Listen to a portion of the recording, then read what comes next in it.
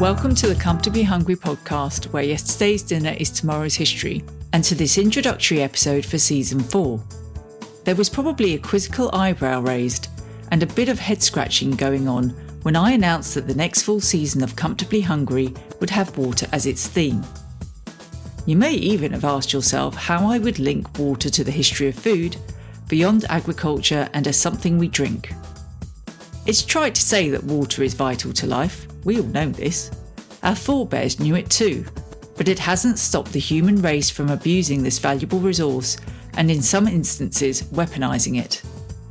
You've no doubt heard the statistic that around 70% of the Earth's surface is covered with water. What may come as a surprise, as it did for me, is that only 3% of that water is fresh. And it is that limited resource and how it has been harnessed in the past to produce and preserve our food and drink that is the focus of Season 4. And it appears that I am not the only person interested in fresh water and how it affects our lives and food systems. I was lucky enough to go to the press preview of a new exhibition at the Wellcome Collection in London called Thirst in Search of Freshwater. I had a chat with the exhibition curator Janice Li to find out more. Welcome to the podcast, Janice. Thanks for having me. Can you start by telling us a little bit more about yourself and your work as a curator? I'm Janice Li, curator at Wellcome Collection in London. I work across disciplines. So when people ask me what my specialism is, always an interesting one because I work across art, design, architecture, but also with science, academic research in archaeology and history, and also work with communities to platform their voices. So my curatorial practice is very much and interdisciplinary and also trying to engage people and encourage the practitioners that I work with to take a transdisciplinary, cross-cultural and cross-time approach to investigate and look at any topical themes that relate to human experience. What is this new exhibition about and why is it important now? So we have an exhibition called Thirst in Search of Freshwater at Wellcome Collection, which is open until 1st of February 2026. It is an exhibition. It sounds like it's one about water, but if we have to be specific about it, it's really about our relationship with freshwater as a source of life.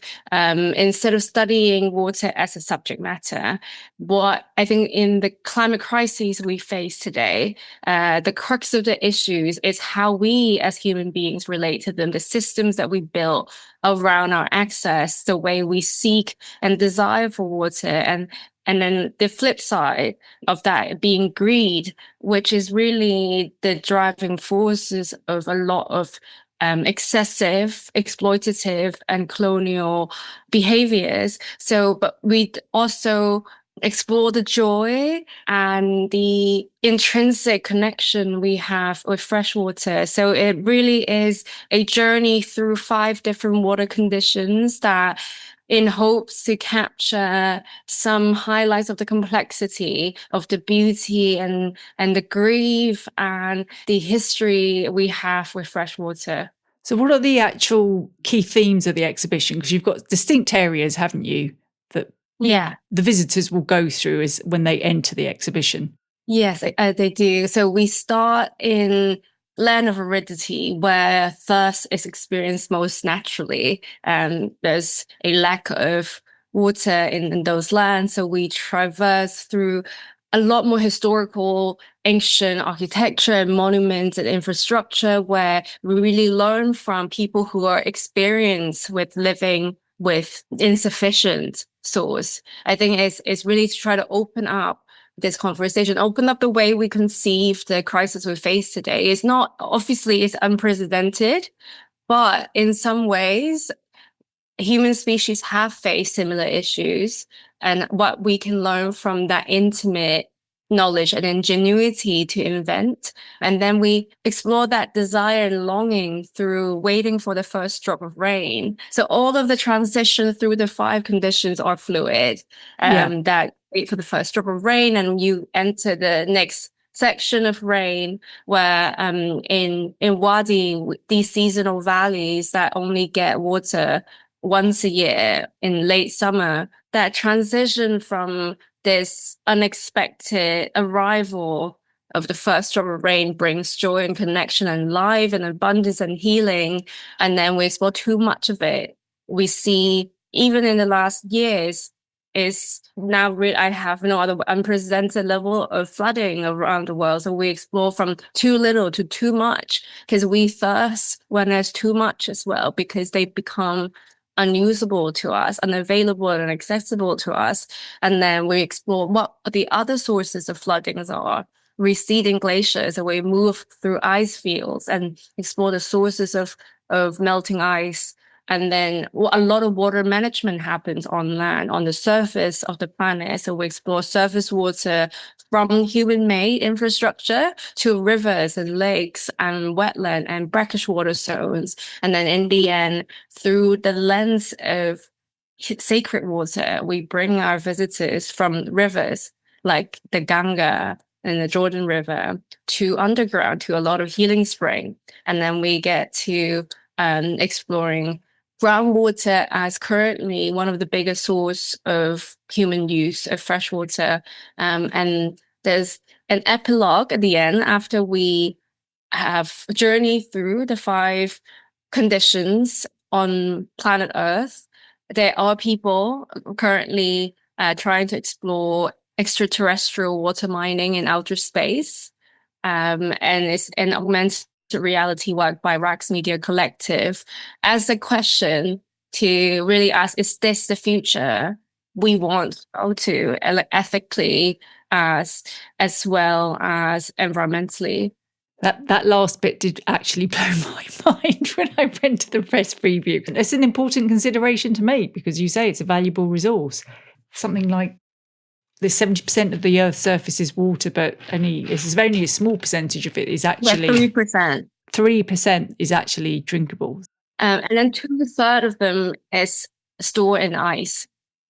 Wow. So out of the 3%, 2/3 in ice. So roughly 1% of all of the planet's water is in liquid form. Wow. Potable water. Why did you call it thirst? You gave us a little bit of a talk at the beginning of our visit to the exhibition, and you explained the root of the word thirst and why it was chosen.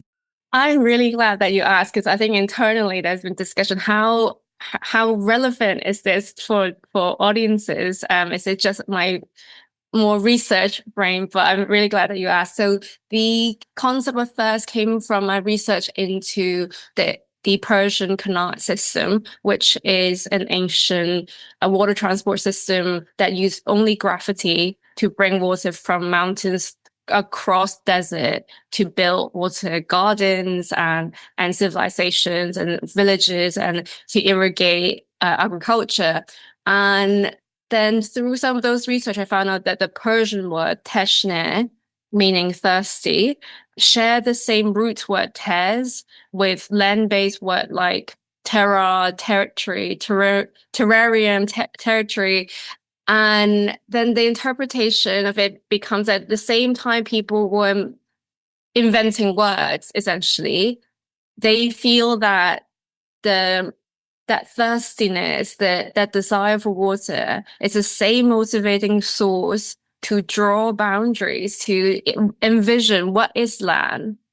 How do we conceptualize what a landmass is? And that is defined by our need for water. Where do we seek water? So that would be really interesting. And then it turns out that root word tes is a Proto-Indo-European root that then it kind of have a cognate in English, German, Hindi. So it's Trishna in Hindi, thirst in English, thirst in German. Really about understanding how much of the organizing structure of human civilizations is based on the need to secure water access, which is why we opened the exhibition with a tablet from the Epic of Gilgamesh. And that tablet document is half fictional, half mythical, half historical. One of the earliest warfare caused by access to water. King Aga wanted to enslave Gilgamesh people to dig wells so then his people can have access to water. I mean, this is the story itself is from 5,000 years ago, and the tablet 3,000 years ago. But the motivation doesn't sound very dissimilar to some of the warfare we hear about today. And I think so much of this exhibition is revealing that I mean, anyone who loves studying history would know that there's this cyclical nature of human history and stories, and there's so much we can learn and understand about the past and future and present by cross-studying them. It's a fascinating exhibition. You've got lots of historical facts. You've alluded to one of my personal favourites, which is right at the beginning, the little tablet in cuneiform. And there's also original artworks, which are equally impressive. So can you describe a few of the highlights? And I know this is a bit like asking you to pick a favourite child, but it's because I'm sure all of it is a highlight for you. But can you describe a few of the highlights for my listeners? Yes, I will.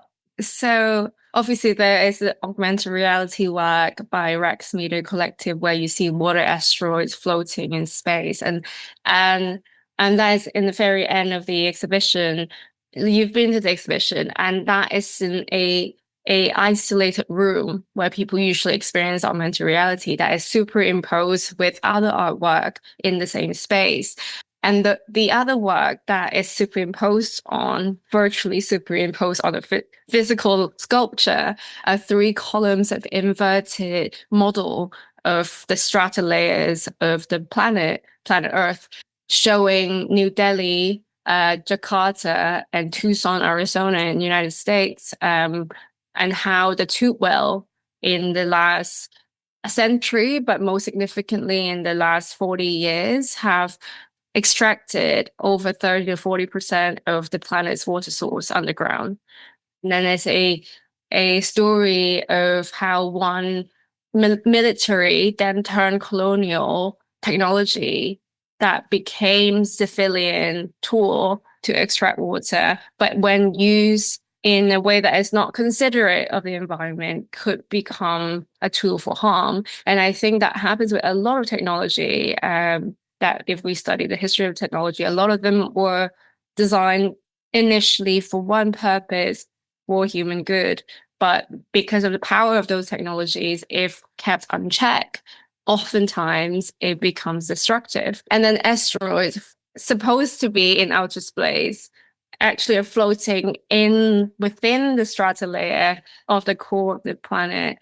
So I think that is quite an interesting put together of 2 separate installations. And there's another piece in the glaciers section by a Nepali artist, Karan Shrestha. He did a 2-month-long research residency in London, where we have put him in touch with 2 Wellcome funded organizations, one called DHIS2 District Health Information System that use climate data and machine learning to predict infectious disease spread, and in order to provide support. The other one is World Mosquito Program using bacteria modification to try to change the transmissibility of virus through mosquitoes, especially Aedes aegypti, which is the kind of super vector for dengue, Zika, and some other mosquito transmitted disease. And he's himself been researching about the water cycle in Nepal, which is an extremely water-rich country with the Himalayas, with rivers and valleys. But because of century-long of colonial expansion from India, from a corrupt government, and a lack of international interest as well, that it has been completely mismanaged with all the water crisis they face, with flooding, with climate change. So it is in the glacier section because a lot of it starts from the melting ice. What happens after the ice melts? It floods, there's landslides, hundreds and thousands of people keep dying. And we talk about when there's too much water, flooding, the water becomes unusable, they're polluted. So there's water shortage even when there's flooding and a lot of water around people. and they have to find ways to store water, but there's not enough infrastructural support, then those water become stored in a way that's unhygienic and become stagnant water that breed disease. And then tens of thousands more people die every year from dengue and other waterborne diseases. So it is a really complex, interconnected web that's all caused by human inaction and mismanagement. And there's also stories from the indigenous communities that are really beautifully woven in this multimedia installation where you get textile pieces and 3 suspended floating cloud-like ink drawing on cotton, with soundscape coming out from copper water vessels that he collected in the Kathmandu Valley, and also a wood carving piece so all of these pieces are worked with and done by traditional craftsmen in the valley. It's a fascinating exhibition, and I really hope that everyone enjoys it as much as I did when I visited. So what do you hope your visitors will take away from the exhibition when they come? I'm sure people will take different things out of it, and I think that is my hope. Because each of us have very different relationship with water, and some people like I said, Quran or racks, and they are very used to places where have limited water resources, water is rationed. But there's some people who are more privileged, and this is really new to them. So some people might find joy and resilience. There's a work of Palestinian men and boys jumping into the seasonal valley that I just spoke about, which is a scene that we don't see anymore in the same site today, in Jericho, in Palestine. And so people might find comforted seeing the humanity of people who won't be represented in such way in media, and there might be moment of grief and beauty. I've heard quite a number of people who told me that they felt a strong sense of guilt because they were enjoying themselves so much when listening to the ice record installation, which is a sound installation of glaciological sonic record of this is how climate scientists measure the rate of climate change. It is currently the most accurate measurement that we have. But it is sonically beautiful. You hear the crackling sound of ice. You hear folk songs. It's just people who live around there. It's not performance per se. No. And you hear seal. You hear animals. So I've heard colleagues and visitors told me they have sat inside for half an hour, really enjoyed themselves. And then it dawned on them all of a sudden, oh my God, I shouldn't be so happy about this. We're losing this is global warming. People are losing home. But I think that is a complexity we're trying to capture, because for so long, a lot of great art's been associated with decay, destruction, despair. And that's where people feel very compelled to express. So that's that as well. And obviously, traditional ecological knowledge from different indigenous communities and other ancient communities, something that I really want to champion in this exhibition, how in the Iraq marshes, using reed filtration and mud brick technology, people are trying to revitalize a drought-stricken zone. And even I'm planning to go in October, but my collaborators who are building the garden there warned me it will still be up to potentially 45 degrees in October. But they're worried, are you from where you're from? Are you prepared for this? But it's working because there's already proof that the construction site is more resilient than anywhere around that region.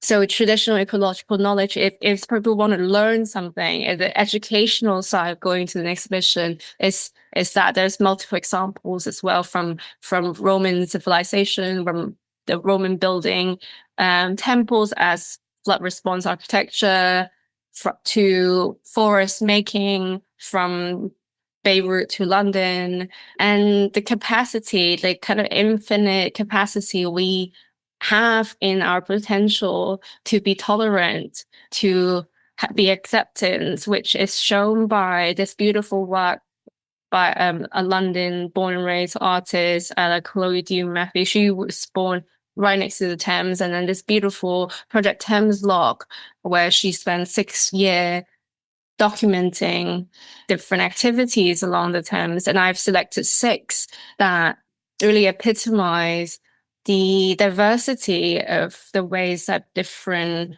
communities who live along the Thames shared with the same source, from Hindu offerings to baptism to Epiphany ceremony to like a Muslim evening prayer.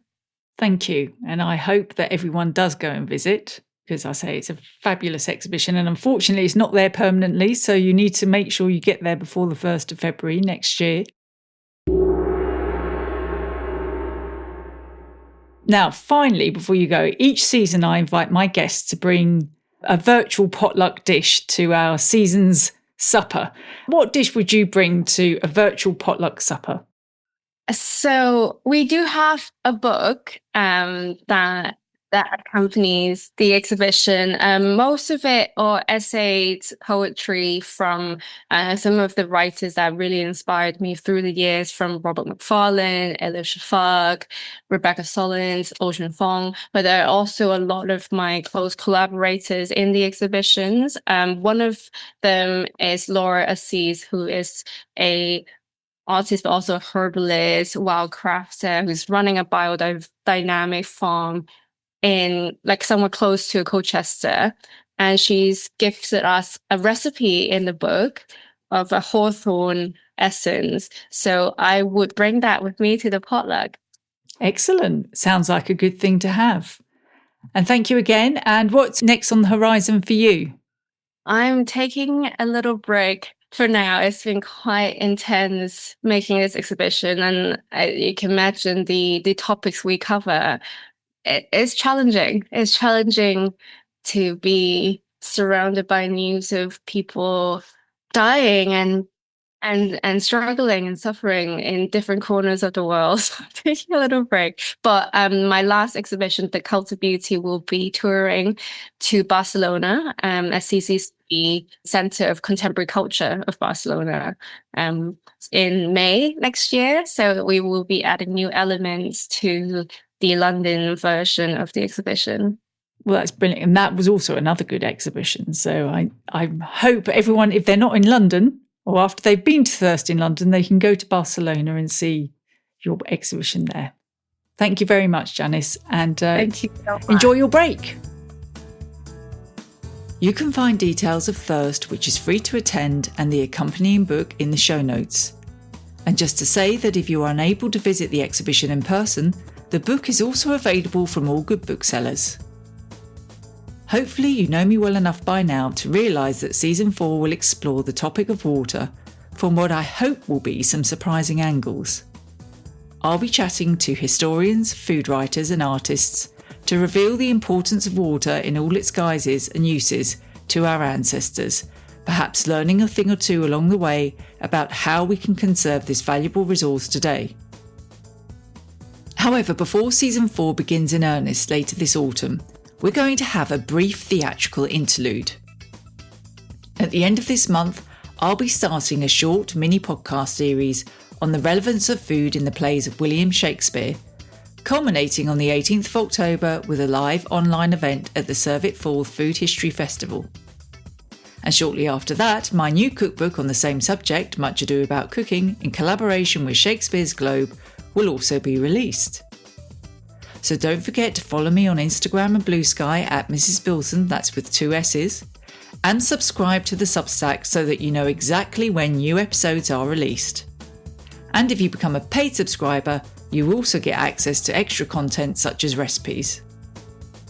As ever, you'll find links to all of these in the show notes. I'll be back soon, so keep those appetites for food history keen. Comfortably Hungry was created, produced, recorded, researched and edited by Sam Bilton, with sound production and mixing by Thomas Dinas of the Delicious Legacy podcast. The music and sound effects are provided by Zapsplat.